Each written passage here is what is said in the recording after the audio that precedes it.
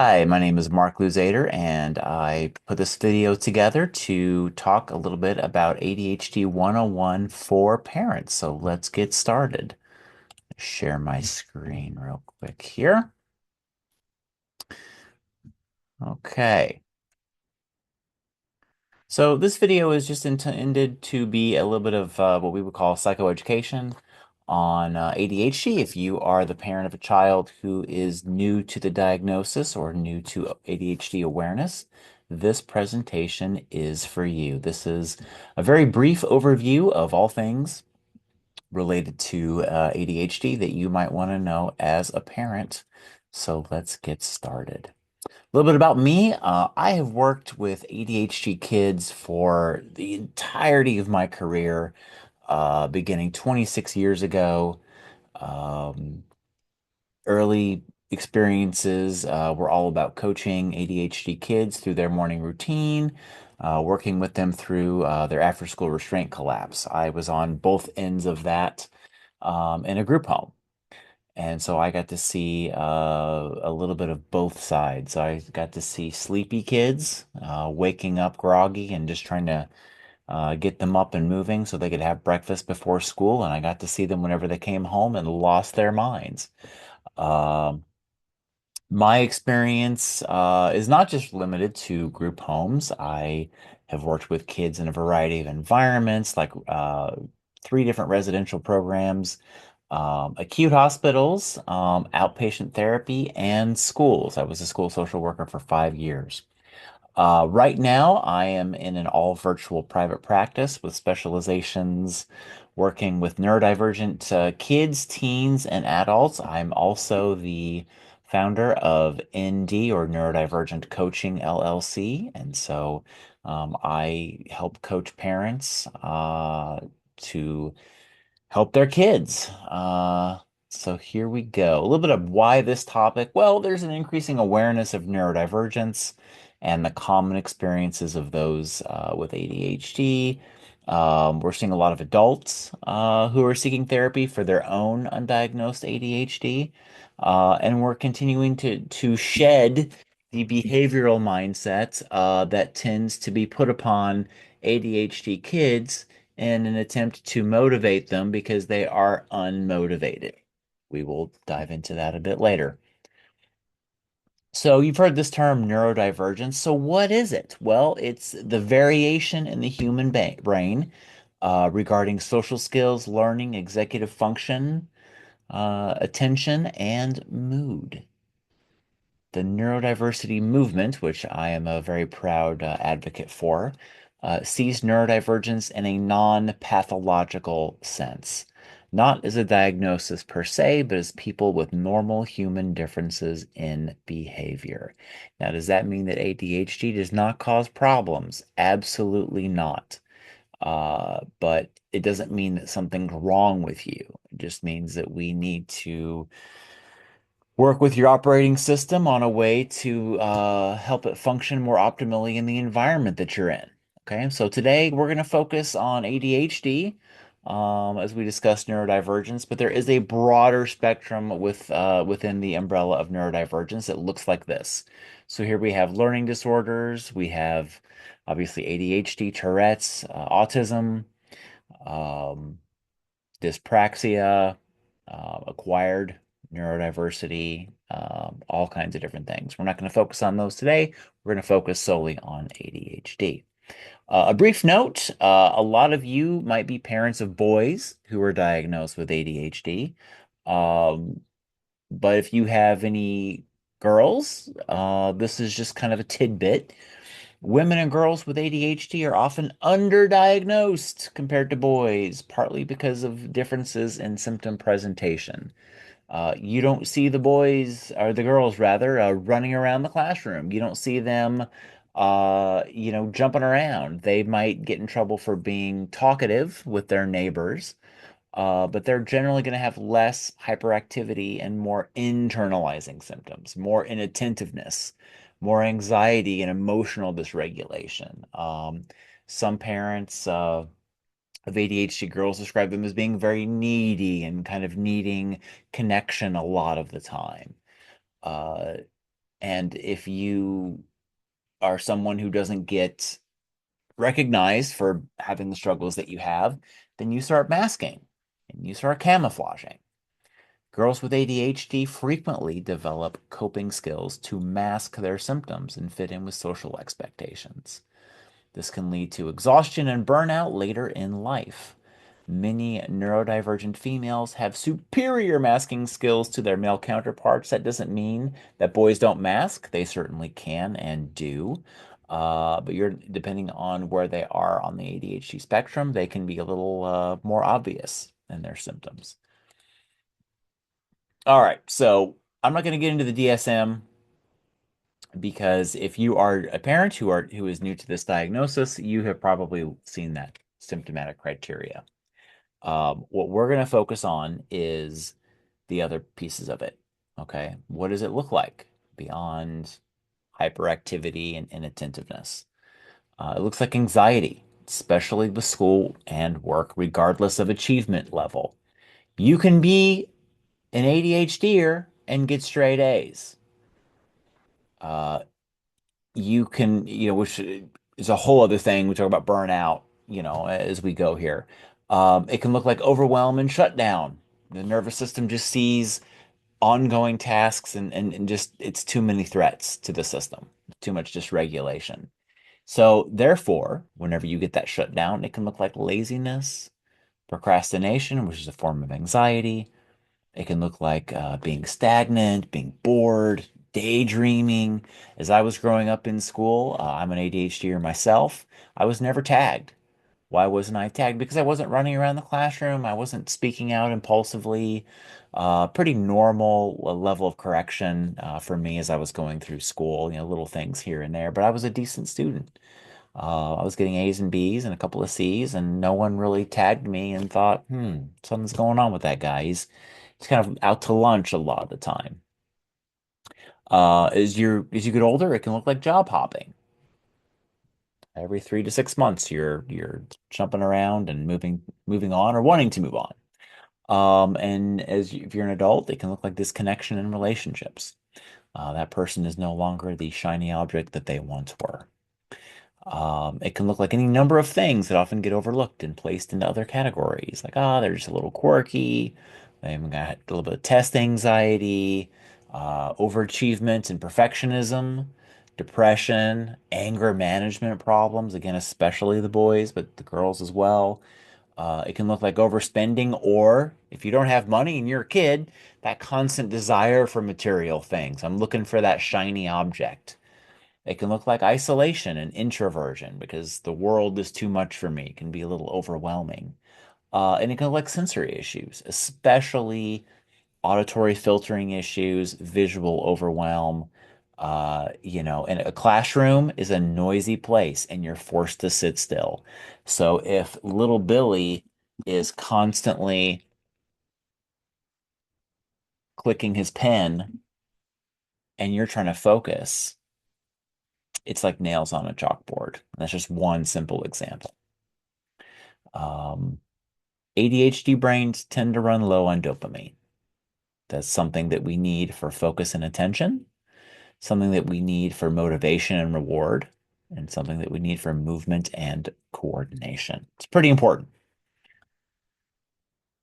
Shiny object syndrome, I'm going to go through this very quickly. All the ADHDers I work with have a tendency to hyperfocus and be preoccupied by great interest in a brand new thing. That shiny object could be a new relationship or a new pet, a new hobby or interest. You're all in and it's all you can think about. A desired thing not yet purchased. Or again, if you're an adult, a newer idealized job. So why do kids, ADHDers seek therapy? Well, usually it's their parents. For teens and young adults, could be a lot of different reasons. It could be existential crisis as high school graduation approaches, which we are having, right now currently.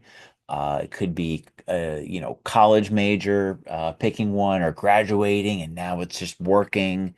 I often get many college students who are coming into their identity and they've got questions about who they are and how feeling different affects them. and will affect them in the future. Mounting academic pressures, right? College is no picnic. If you've coasted through high school, you think, I've got this. It'll be easy. And it's not at all. You get a lot of stress and burnout because of that. And for younger kids, the usual reasons. It's school stress and grades. It's again motivation, relationship problems with parents. They're being nagged to death by their parents. They're always in trouble. They can never do anything right, which ultimately leads to what we call behavior problems. So what should we do for our ADHD kids? Well, the big thing is that younger kids need a lot of patient coaching and instruction on executive functioning skills. And if you're a parent and you have executive functioning skills, excellent. Okay. If you don't tell your kids to do something that you can't do yourself. Uh, if you should all over your kid, meaning, well, they're 10 years old, they should be doing this. They're 15 years old, they should be doing that. The gap in between what you think they should do and where they are is all of your frustration. Okay? Don't shit all over your kids. They don't need stickers, rewards, and shiny objects to shoot for. That's not going to help them in the long run. Okay? Might get them moving a little bit, not going to help them ultimately. And they don't need to be lectured on what's important. They need skills. Okay? The more skills they have, the more confident they will be tackling things, and ultimately, the more intentional they can be with those whenever the need for them arises. So what do we do? What do I do for my clients? Well, I introduce and practice executive functioning skills in an intentional manner. Those are initiation, organization, and prioritization skills. There will be another video on those and what they look like.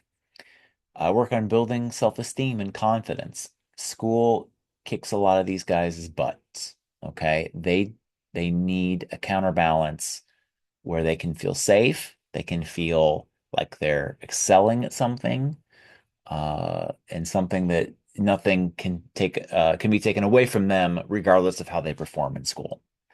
Okay. And with my parents, we work to teach school advocacy skills. We also work on watching our value-based judgment language. What does that mean? What does that mean, value judgment-based language? Well, what it means is good, bad. All right, black and white thinking. You did good on that. You did bad on that. We want to toss that right out the window. And the short version of the reason for that is because all kids want to do well. They may not have the skills to do well. Okay. I think I'm a pretty decent therapist and coach. I think I'm a pretty lousy electrician. Okay. Uh, it's not because I'm a bad person. It's because I don't have the skills to be a great electrician. Okay. That's what we want to push for. We don't want to get into good, bad, all of that stuff. It's a wrecking ball to kids' self-esteem. So teaching advocacy skills, most ADHDers will be eligible for a 504 plan. If your ADHD child is doing well academically, schools will not want to do a 504 plan because it doesn't affect their functioning, quote unquote. All right. But if it does affect their academics and they do need some accommodations, what do you do? Well, step number one is you contact the school counselor once a clinical diagnosis has been made. That can be made from your primary care doctor or psychiatrist, nurse practitioner, or therapist. One of them will do a recommendation letter with the diagnosis on it, and you are bringing that to the school. So then you have a meeting, and that meeting is held to focus on accommodations. Every teacher that they have is going to have some input, and you're going to formulate a plan, which renews yearly. I would love to tell you that this is an easy process. It is not for most parents, okay? My son is autistic, and I have gone round and round with school officials in the past. You will have to fight the schools, okay? There's an excellent series of books called Wright's Law, and they are the ones to look for to teach you. They have courses as well, but the books are excellent if you aren't able to make an in-person meeting.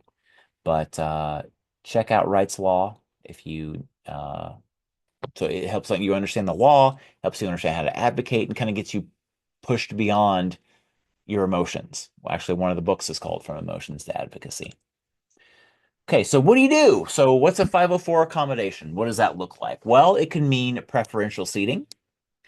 It can be noise canceling headphones so that little Joey clicking his pen isn't going to be a distraction. It could mean fidget objects. I'm very hesitant to often recommend those. It's a lot of time it can be too much, but sometimes it helps. Flexible deadlines, extending deadlines for assignments or quizzes, verbal reminders, and instructions. So you can supplement written instructions with spoken reminders and cues. Because again, if you are kind of out to lunch, maybe you're able to be present, maybe you're not. Words, there can be a auditory processing delay. So you may not understand what's being asked of you in your homework. And then this is just a way to reduce frustration with that. Chunking information, breaking down large lectures or readings into smaller segments. You're not going to see this a lot with elementary and middle school. This is going to be more helpful in high school and or college. Graphic organizers provide visual aids to help organize information and improve understanding. Organizational systems are crucial. They are necessary. They are as important as food and water. Testing and assignments, extended time. Okay, we want additional time for tests, quizzes, homework, standardized testing, allowing breaks during long tests to be able to maintain focus. Even alternative question formats, these are a little bit more rare, but offering multiple choice or fill in the blank options along with essay questions. You might have a reduced homework load. I've seen that a lot. Note-taking assistance. Sometimes you'll have like a peer who is taking notes, and that is allowed to be shared with your child. Very quickly on adaptation skills, the irony of ADHD is there's a strong need for structure and consistency, while there's also a tendency to fight it. I don't like that. I'm going to poke at that to see, is it a curtain or is it a wall? Uh, but it's very important. Okay. And that being said, we do want to teach adaptation skills to allow, in my case, my clients to stay within the foundations of the structure while changing what that looks like. So you might change chores up to make it more novel, okay? After school activities, food, if there are dietary challenges there. We want to just switch things up. Not everything. We don't want to change everything at once, but maybe just one thing. Even workout routines. When I'm getting bored with my workout as an ADHDer, a lot of times I'll just change one exercise that I'm doing or change the way I'm doing it. And then suddenly it's new and novel, and I feel my body responding in a different way. And therefore, what's old is new again. Philosophically, life happens, and we sometimes have to pivot and adjust to current circumstances. Maybe that place you were planning on going with the kids is closed. Maybe it's too early or too late. You have to do something else first. We want to teach adaptation skills. And one way that we do that is plan A and B thinking. Okay. So what I do whenever I teach kids this skill is plan A is the preferred thing. Okay. This is what we're going to do and what you're expecting to happen and how you're expecting it to go. So plan A is we're going to go bowling and we're going to walk in and we're going to get a lane and we're going to have a great time. Okay. But in case something happens, we need to have a backup plan, right? So maybe bowling doesn't work because maybe the bowling place changed their hours or there's a league or something. And so now we can't go bowling. So maybe we're going to go to the park instead. Or maybe we're going to have lunch first and then we're going to go bowling afterwards. Give the place time to clear out, right? So it doesn't have to be fully thought out, but we just want it to sit there as a safety net. And the other thing we want to do You just build proactive coping skills, okay? So doing a consistent activity that regulates you, regulates your child, will boost your ability to think on your feet and adapt to stressful situations because any tension that you might have is at least reduced, if not absent. And we want to do a little bit of insight work, learn when you do best and when you struggle and build a plan for when frustration starts to occur. Okay, when you get mad, when Billy gets mad, he throws his things down. Okay, well, that's a pretty clear clue that something's up, right?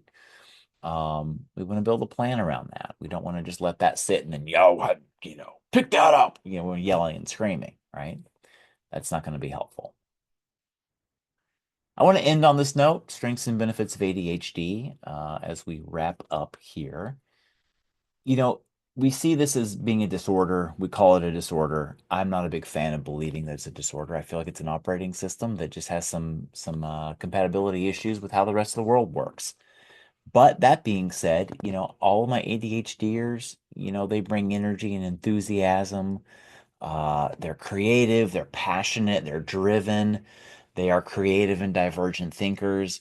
All of our artists, our famous historical figures for their accomplishments, um, entrepreneurs, they're all ADHDers, almost guaranteed across the board. Okay. They've learned how to take that energy that they have and challenge it creatively, intellectually, and you end up with a lot of success that way. Okay. Hyperfocus and attention to detail. Hyperfocus is one of the most powerful skills that ADHDers have. You get an ADHD adult who has a yard project, they're going to go out there for 3 or 4 hours and work on the yard. Or you start cleaning one room, the next thing you know, the whole house is spotless from top to bottom. Okay. It is absolutely powerful. It is wonderful. It can also work well whenever you're a student. Once you learn how to harness it. Okay. Resilience and adaptability. Challenges are a daily part of life with ADHD. But because of that, a lot of ADHDers are resilient and resourceful and emotionally intelligent. And there's a major sense of humor and playfulness for most of the ADHDers that I know. Um, we're kind of young at heart and stay that way as long as we can, I hope. We don't treat ADHD. All right. You're never going to make someone not have it. Um, we treat the whole person, based on their needs while building coping skills, resiliency, improving and protecting self-esteem, and embracing strengths. I'm a big fan of strengths. I don't want to focus on deficits only. And last but not least, ADHD is a neurotype. It's part of the normal human experience and something that should be embraced and worked around and not something to be shamed or punished. A little bit more about me as we wrap up here. I am a licensed therapist in the state of Indiana and Florida. I also have a coaching program. I have one-to-one coaching that I do. There is group support through the ADHD Late Bloomers group on Facebook. You can find that pretty easily if you search for it. I also have the Chaos to Clarity program, which is mainly for adults who are kind of unmasking and coming into their own with understanding and building skills. It is self-paced and comes with 3 one-to-one sessions. And if you have any questions or I could possibly help you, you can look me up and there are some free consultations here. So if you have any further questions, feel free to reach out to me at the website nurturedhope.com. Thank you for listening. I hope this was helpful and take it easy.